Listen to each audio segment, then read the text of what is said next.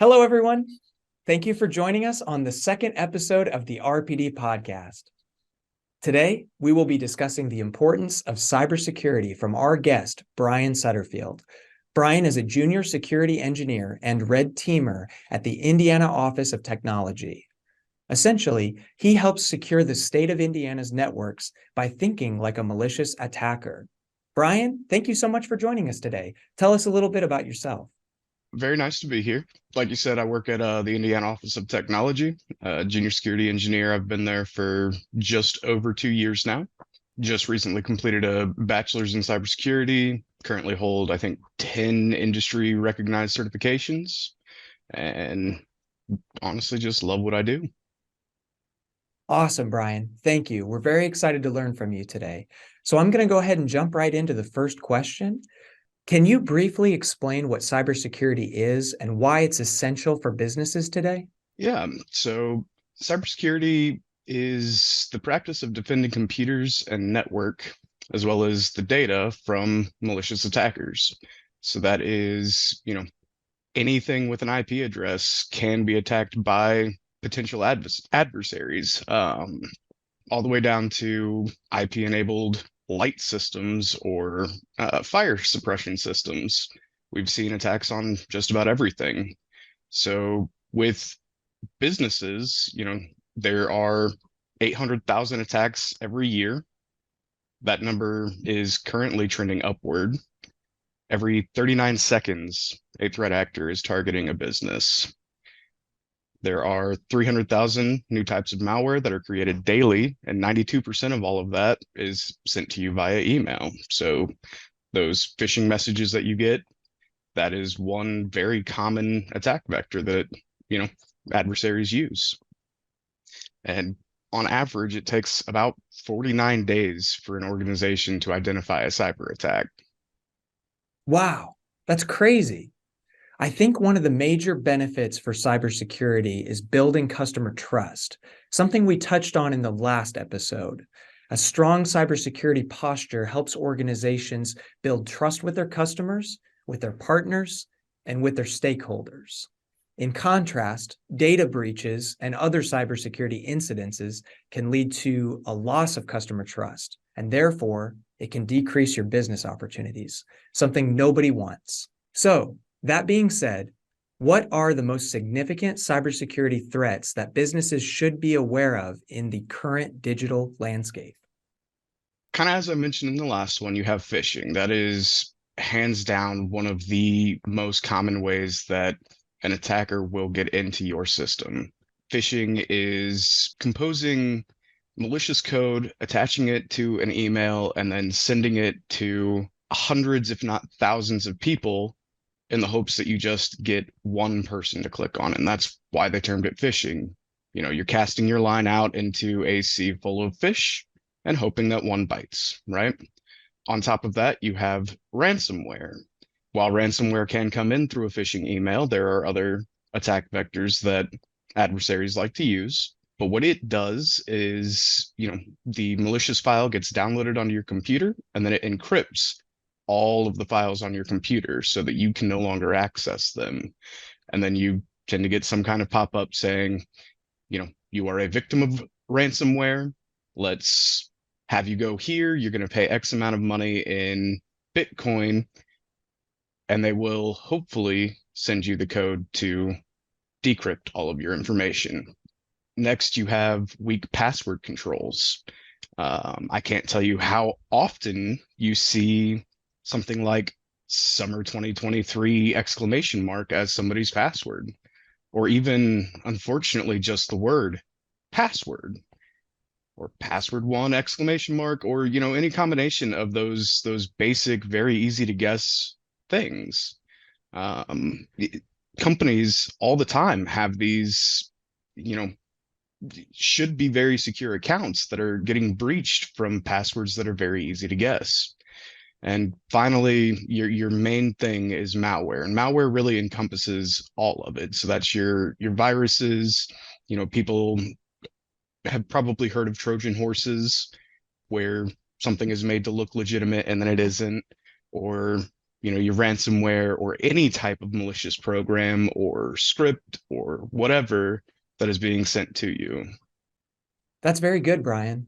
All dangerous things that every business should be aware of. One that I feel like also should be mentioned is spyware, which is when software enters into a computer system and sends information to another entity as a way to harm or violate some kind of privacy agreement in an organization. Could also be a security risk. Do you have any thoughts that you'd like to share on spyware? Sure. Both spyware and a very similar vein as a keylogger. So spyware can be used to watch anything you're doing on your computer, right? Keyloggers are a little bit more specific, but also can be a little bit more difficult to find where they are just watching what's happening over your keyboard. You see stuff like spyware and even keyloggers. You can occasionally come across something that you're buying on Amazon, a super cheap USB drive that comes from who knows where, and obviously it's not a brand name like your SanDisks or whatever, but you're getting a USB drive, you got to plug it in, and as it's plugging in, it just downloads that quick piece of spyware or keylogger, and it's all of a sudden watching everything that you do.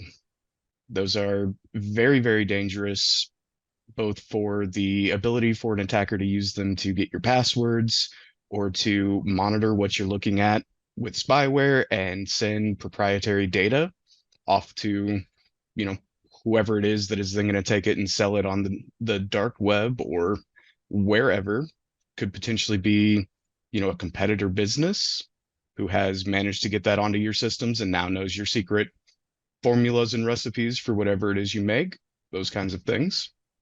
Okay, very good. Thank you for sharing, Brian. What are the potential consequences of a cyber attack on a business? Consequences, I mean, they can range from a lot of different things, but some of the most common would be stolen data. Kind of goes back to what we were talking about with that spyware and the keyloggers. You know, any any ability to send information that you don't want being public knowledge out to somewhere else where they can sell or otherwise disseminate that is going to cause problems. You can have disruptions to your day-to-day activities. Think back to the ransomware that we were talking about, where if your computer or potentially multiple computers on a network are all encrypted and nobody can get any work done, the company's going to be losing money until that gets fixed. You have reputational damage. A good example on that would be a company called LastPass, who they stored passwords for people. They had multiple security breaches in the past year, and they've lost a lot of clientele because of that. People no longer trust that company to protect the data that they have given them. You also see financial harm. So that can come from, the disruption of day-to-day activities where you can't get work done. If, God forbid, your, company bank account gets hacked and all that money gets pulled out, yeah, the bank will probably replace it eventually once you can prove what happened, but for how long are you going to be unable to pay, your clients, your employees, and all of, the people that you are going to owe money to until that money is returned? And then finally, and probably the most important thing here, is that loss of trust. You aren't going to do well in 2023 if people don't trust you as a reputable brand that they are willing to give data to. Yeah, that's very good, Brian. I think summarized, it could be put this way. Cyber attacks can lead to a disruption in productivity. It can damage a company's reputation, and in turn, can damage a company's revenue stream. So I completely agree with you. And I think all businesses should be aware of why these threats are so important. What steps can businesses take to effectively assess and manage their cybersecurity risks? Yeah, so there are a lot of steps that you can take. Some of them require more of a financial investment than others, but probably the number one step would be employee training. So there are a lot of different softwares out there that will allow you to run things like, phishing campaigns to show, your employees what to look for. Most of those also include educational computer-based training episodes for you to learn how to spot phishing emails. Those training videos are instrumental in helping to reduce, people clicking on those malicious links and you ending up with malware on your system that now you have to figure out how to fix, right? From a hacking standpoint, the easiest way to get into a network isn't to hack the computer. Most computers have pretty decent security systems, even by default. I mean, even Windows Defender is a lot better now than it used to be. But if I can, call up and impersonate tech support and get your password, or if I can send a phishing email that convinces you to download something that has a malicious script in it, I don't have to worry about any of your security controls. I'm already in. In addition to that, you can establish updating and patching programs within your organization to make sure that the software and the operating systems that you are using are all up to date and as secure as possible. I know nobody likes sitting there when Windows is doing the update. Sometimes it can take a while, but most of those updates that are coming through are security related. I mean, sure, they do bug fixes and sometimes they add some extra features, but the vast majority of them are for security. And that security, when something big happens, it's going to be important that you have those. Very good example with that. Back with Windows 7, there was uh, it was vulnerability that, I mean, took next to no effort to exploit and then get administrator access to a computer. And that was found in every version of Windows 7, as well as I think it was Windows Server 2012 at the time. And we are still seeing today computers that are still running Windows 7 or Windows Server that still have not patched that. I mean, sure, both of those are end of life as far as support goes, but at least that could have been fixed. And then your other big thing when you are trying to protect your organization is data backup and recovery plans. So when you have all of your data backed up, most of the time that is done in what they call full and incremental backups, where you do a full backup, say once a week, and then you incrementally back up, one, two, maybe even up to 6 or 7 times a week after that, where it is only backing up the stuff that has changed since the last full backup. When you have that and you get something like ransomware, you can roll back to whenever your latest backup was. And yeah, you might lose a handful of hours of work, but it's better to lose a handful of hours of work, which is probably, maybe a couple $1,000s, maybe a little bit more, depending on the size of your company, than it is to have to pay out the ransoms, which I think the average for that is over $1 million for how much they ask in ransom. Yeah, I think every employee that is not aware of cybersecurity best practices is a liability to the company. So going back to what you said about making sure employees are trained and are knowledgeable in those best practices is essentially important. It makes sure that you can maintain that optimal security posture, the one that we discussed earlier, that builds trust and protects the overall well-being of your company. As technology continues to evolve, so too does the scale and sophistication of cybercrime. How can businesses stay proactively ahead of cyber threats? So I've said it before, I'll say it again. The number one thing that you can do every time is training. Training will always be your most important thing.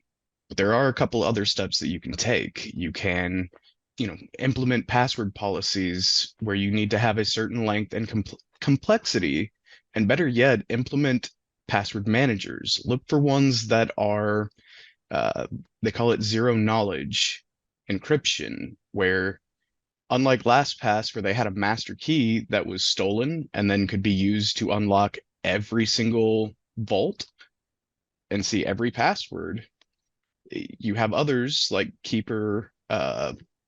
Keeper has a password manager that is zero knowledge, where if you forget your key to log in, there's nothing they can do for you. Now, there are usually enterprise controls with those where your admin might be able to recover it, but even then, that's a point of risk. You can also, kind of as I mentioned before, do simulations.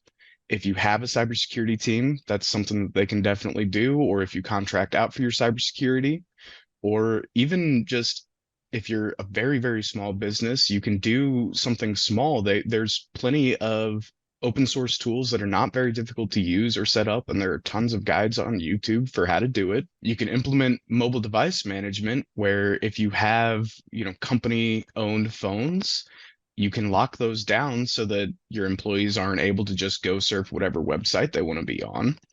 You can install firewalls outside of just your basic Windows Defender stuff that are a little bit more tailored to the, traffic that you are seeing in your company.